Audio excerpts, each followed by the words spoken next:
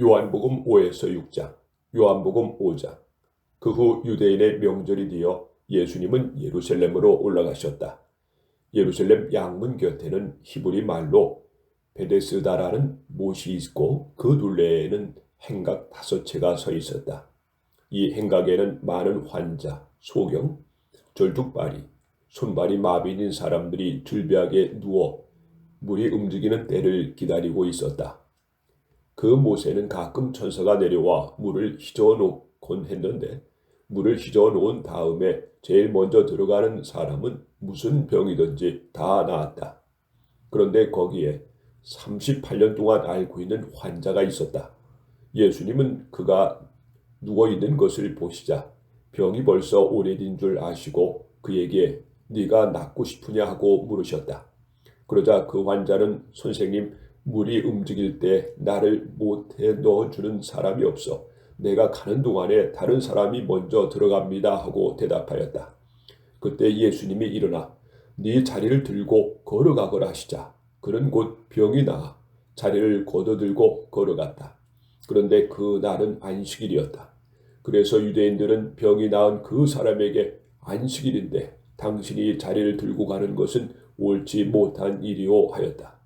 그가 나를 고쳐주신 분이 자리를 들고 걸어가라고 하시던데요 하자 도대체 그 말을 한 사람이 누구요 하고 그들이 물었다. 그러자 그 사람은 자기를 고쳐주신 분이 누군지 알지 못하였다. 왜냐하면 그곳에는 많은 사람이 있었고 예수님도 이미 자리를 드셨기 때문이었다. 그 후에 예수님은 성전에서 그 사람을 만나 이제는 병이 깨끗이 나았으니 더 무서운 병이 걸리지 않도록 다시는 죄를 짓지 말아라 하고 말씀하셨다. 그 사람이 유대인들에게 가서 자기를 낫게 하신 분이 예수님이라고 말하자 유대인들은 안식일에 이러한 일을 한다고 예수님을 핍박하기 시작했다. 그러자 예수님은 그들에게 내 아버지께서 지금까지 일하심으로 나도 일한다 하고 말씀하셨다. 유대인들은 예수님이 안식일을 범할 뿐만 아니라 자신을 하나님과 똑같은 자리에 올려놓고 하나님을 친아버지라고 부른다는 이유로 더욱 예수님을 죽이려고 하였다. 그래서 예수님은 유대인들에게 이렇게 말씀하셨다. 내가 분명히 너에게 말한다. 아들은 아버지가 하시는 일을 보지 않으면 혼자서는 아무것도 할 수 없다. 이것은 아버지께서 무엇을 하시든지 아들은 그대로 따라하기 때문이다. 아버지께서는 아들을 사랑하셔서 자기가 하시는 모든 일을 아들에게 다 보여주신다. 그렇다. 아버지는 이보다 더 큰 일도 아들에게 보여주셔서 너희를 깜짝 놀라게 하실 것이다. 아버지께서 죽은 사람들을 일으켜 살리시는 것처럼 아들도 자기가 원하는 사람들을 살린다. 아버지께서는 아무도 심판하시지 않고 심판하는 일은 모든 아들에게 맡겨 모든 사람이 아버지를 공경하듯이 아들도 공경하도록 하셨다. 아들을 공경하지 않는 사람은 아들을 보내신 아버지도 공경하지 않는다. 내가 분명히 너에게 말한다. 내 말을 듣고 나를 보내신 분을 믿는 사람은 영원한 생명을 얻었으므로 심판을 받지 않을 것이다. 그는 이미 죽음에서 생명으로 옮겨간 것이다. 내가 분명히 말한다. 죽은 사람들이 하나님의 아들의 음성을 들을 때가 오는데 바로 이때이다. 듣는 사람은 살아날 것이다. 아버지께서는 자기 속에 생명을 가지신 것처럼 아들에게도 생명을 주어 그 속에 갖게 하셨다. 그리고 아버지는 아들이 그리스도이기 때문에 그에게 심판하는 권세를 주셨다. 내가 하는 말에 놀라지 말아라. 죽은 사람들이 모두 아들의 음성을 듣고 무덤에서 나올 때가 온다. 선한 일을 한 사람은 부활하여 영원한 생명을 얻고 악한 일을 한 사람은 부활하여 심판을 받게 될 것이다. 나는 아무것도 내 마음대로 할 수 없다. 나는 듣는 그대로 심판한다. 그래서 내 심판은 공정하다. 이것은 내가 원하는 대로 하려는 것이 아니라 나를 보내신 분이 원하는 대로 하려고 하기 때문이다. 내가 만일 내 자신에 대해서 증거한다면 그것은 참된 증거가 될 수 없다. 그러나 나를 증거해 주시는 분이 따로 계신다. 나는 그분의 증거가 참된 것으로 안다. 너희가 요한에게 사람을 보냈을 때 그는 진리에 대하여 증거하였다. 하지만 나는 사람의 증거를 받지 않는다. 내가 이 말을 하는 것은 너희가 구원을 얻도록 하기 위해서이다. 요한은 타면서 빛을 내는 등불이었다. 그래서 너희는 그 빛 가운데서 잠시 기뻐하려고 하였다. 그러나 내게는 요한의 증거보다 더 큰 증거가 있다. 아버지께서 완성하려고 나에게 맡기신 일, 곧 지금 내가 하고 있는 바로 그 일이 아버지께서 나를 보내셨다는 것을 증거하고 있다. 그리고 나를 보내신 아버지께서도 직접 나를 증거하셨다. 너희는 그분의 음성을 들은 적도 없고 그분의 모습을 본 적도 없으며 또 그분의 말씀을 마음속에 간직하지도 못한다. 이것은 그분이 보내신 자를 너희가 믿지 않기 때문이다. 너희는 성경에서 영원한 생명을 얻는 줄로 생각하고 성경을 부지런히 연구하고 있는데 바로 이 성경이 나를 증거하고 있다.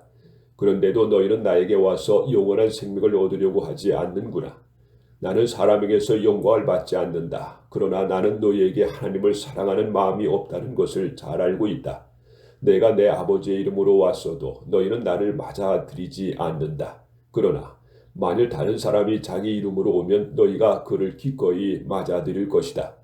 너희가 사람에게서는 서로 칭찬을 받으려고 하면서도 한 분밖에 계시지 않는 하나님에게는 칭찬을 받으려고 하지 않으니 어떻게 나를 믿을 수 있겠느냐? 내가 너희를 아버지께 고소할 것이라고 생각하지 말아라. 오히려 너희를 고소할 사람은 너희가 희망을 걸고 있는 모세이다. 너희가 정말 모세를 믿었다면 나도 믿었을 것이다. 이것은 모세가 나에게 관해서 기록했기 때문이다. 그러나 너희가 모세의 글도 믿지 않으면서 어떻게 내 말을 믿겠느냐?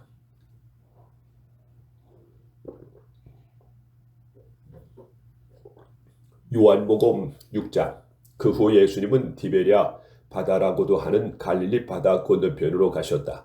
그러자 많은 궁정이 병든 사람을 고치는 기적을 보고 예수님을 따랐다. 예수님은 산으로 올라가 제들과 함께 앉으셨다. 마침 유대인의 명절인 유월절이 다가왔다. 예수님은 수많은 궁정이 자기에게 몰려오는 것을 보시고 빌립에게 이 사람들을 먹일 만한 빵을 우리가 어떻게 살 수 있겠냐 하고 물으셨다. 사실 예수님은 하신 일을 미리 다 알고 계시면서도 빌립의 마음을 떠보려고 이렇게 물으신 것이다. 빌립은 예수님께 한 사람에게 조금씩 나눠준다고 해도 200데나리온어치의 빵으로도 부족할 것입니다 하고 대답하였다. 이때 예수님의 제자인 시몬 베드로의 동생 안드레가 예수님께 이렇게 여쭈었다. 여기에 보리빵 5개와 작은 물고기 2마리를 가진 어린 아이가 있습니다. 그러나 그것을 가지고 어떻게 이 많은 사람을 먹일 수 있겠습니까? 그러자 예수님이 그들에게 사람을 앉게 하라고 말씀하셨다. 그곳에 풀이 많아 사람들이 앉았는데 그 수는 약 5,000명쯤 되었다. 예수님은 그 빵을 받아들고 감사 기도를 드리신 다음 앉은 사람들에게 원하는 대로 나눠주시고 또 물고기도 그렇게 하셨다. 사람들이 모두 실컷 먹었을 때 예수님이 제자들에게 남은 조각을 거두고 버리는 것이 없게 하라 하고 말씀하셨다. 그래서 제자들이 남은 조각을 걷어보니 보리빵 5개로 먹고 남은 부스러기가 12광주리가 되었다. 예수님이 베푸신 이 기적을 보고 사람들은 이분이야말로 세상에 오실 바로 그 예언자이시다고 외쳤다. 예수님은 그들이 강제로 자기를 잡아 그들의 왕으로 삼으려고 한다는 것을 아시고 혼자서 다시 산으로 올라가셨다. 날이 저물자 제자들은 바닷가로 내려가 배를 타고 건너편 가버나움을 향해 떠났다. 날이 이미 어두워졌는데도 예수님은 아직 제자들에게 돌아오시지 않았다. 그때 강한 바람이 불어 파도가 일기 시작했다. 제자들이 배를 저어 4에서 5km쯤 갔을 때 예수님이 바다 위로 걸어오셨다. 배로 가까이 오시는 예수님을 보고 제자들이 무서워하자 예수님은 그들에게 나다 무서워하지 말아라고 말씀하셨다. 그래서 제자들은 기뻐하며 예수님을 배에 모셔드렸다. 배는 곧 그들이 가려던 곳에 다다랐다. 이튿날 바다 건너편에 남아있던 군중들은 한 척밖에 없던 배로 예수님을 타시지 않고 제자들만 타고 떠난 것을 알게 되었다. 그러나 디베랴에서 다른 배가 몇 척 왔는데 상륙 장소는 주님이 감사 기도를 드리신 후에 군중들이 빵을 먹던 곳에서 가까운 곳이었다. 군중들은 거기에 예수님도 제자들도 없는 것을 보고 배를 타고 예수님을 찾아 가버나움으로 떠났다. 그들은 바다 건너편에서 예수님을 만나 물었다. 선생님, 언제 이곳에 오셨습니까? 내가 너에게 분명히 말하지만 너희가 나를 찾아온 것은 기적을 보았기 때문이 아니라 빵을 실컷 먹었기 때문이다. 썩어 없어지는 양식을 위해 일하지 말고 영원한 생명을 누릴 때까지 있는 양식을 위해 일하라. 이것이 내가 너에게 준 양식이다. 하나님 아버지께서는 나를 인정한다는 도장을 나에게 찍어주셨다. 우리가 하나님의 일을 하려면 무엇을 해야 합니까? 하나님이 보내신 자를 믿는 것이 하나님의 일이다. 그렇다면 우리가 보고 당신을 믿을 수 있도록 당신이 보여줄 만한 기적이 무엇입니까? 당신이 무슨 일을 하겠느냐는 말입니다. 모세가 하늘에서 양식을 내려 그들을 먹였다는 성경 말씀대로 우리 조상들은 광야에서 만나를 먹었습니다. 내가 분명히 말하지만 하늘에서 양식을 내려 너에게 준 것은 모세가 아니다. 오직 너에게 하늘에 참된 양식을 주시는 분은 내 아버지이시다. 하나님의 양식은 하늘에서 내려온 자가 세상에 생명을 주는 바로 그것이다. 주님, 그런 양식을 항상 우리에게 주십시오.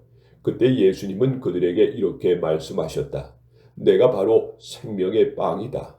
내게 오는 사람은 굶주리지 않을 것이며 나를 믿는 사람은 절대로 목마르지 않을 것이다. 그러나 내가 이미 말했듯이 너희는 나를 보고도 믿지 않는다. 아버지께서 내게 주시는 사람은 다 내게로 올 것이며 내게 오는 사람은 내가 절대로 쫓아내지 않을 것이다. 내가 하늘에서 내려온 것은 내 뜻을 이루기 위해서가 아니라 나를 보내신 분의 뜻을 이루기 위해서이다. 나를 보내신 분의 뜻은 그분이 내게 주신 모든 사람을 하나도 잃지 않고 마지막 날에 다시 살리는 그것이다. 사실 내 아버지의 뜻을 아들을 보고 믿는 사람마다 영원한 생명을 얻는 것이다. 그리고 나는 마지막 날에 그들을 다시 살릴 것이다. 예수님이 내게 하늘에서 내려온 빵이다 하고 말씀하셨기 때문에 유대인들이 예수님에 대하여 수군거리며 이 사람은 요셉의 아들 예수가 아니냐?